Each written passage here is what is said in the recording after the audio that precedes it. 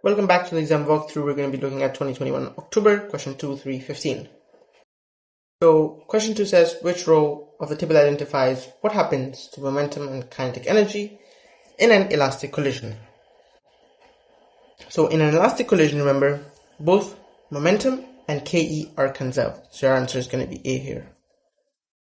Here's now question number 3. It says a particle of mass m has a kinetic energy Ke, and then momentum p. A second particle of mass 2m has a kinetic energy 2ke. Both particles are non-relativistic. Which of the following is equal to the momentum of the second particle? So this is going to be Ek is equals to p1 square, which is the momentum of particle 1 square, divided by 2m.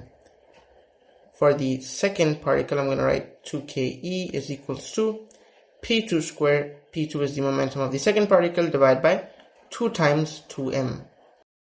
So then we're going to get 2m Ek, and then here we're going to get 8m Ek is equals to p1 square is equals to p2 square. Okay, and then what I'm going to do is I'm going to take both the equations and divide both of these equations. So let's divide both of them. So divide both the equations.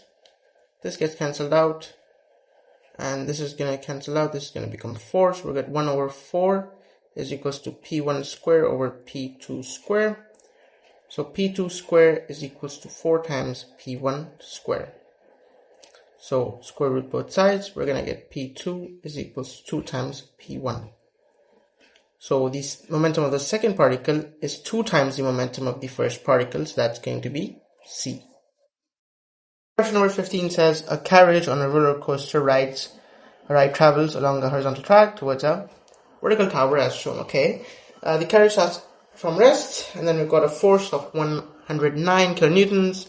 I've got that time there for 2.9 seconds, and the carriage moves up a vertical tower of height this much. Alright, then it says, show that the velocity of the carriage is about this much as it leaves the horizontal track. Okay, so they've given us the total mass here as well. So for this one, we've got a lot of values which are very helpful for us.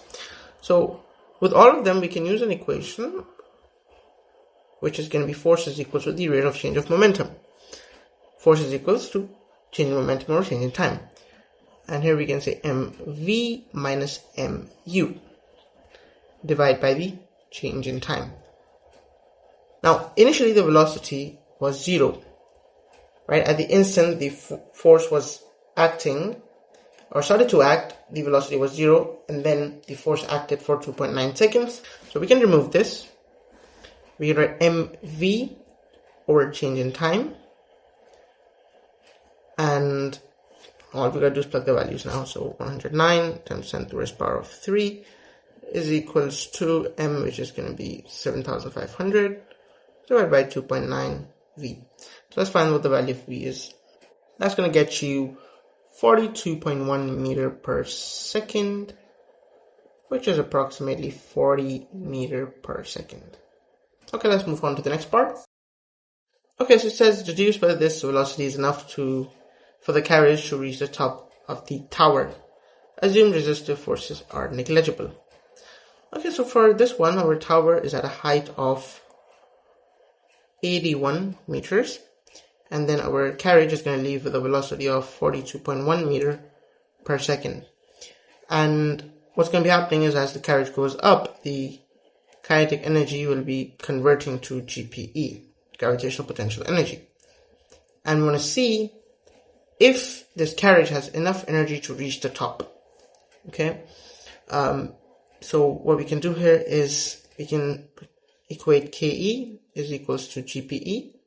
You can write half mv square is equals to mgh. And then what I'm trying to find is what's the maximum height I can reach if I have the final velocity as this much. Do you understand that? What's the maximum height I can reach if I have this as the maximum velocity?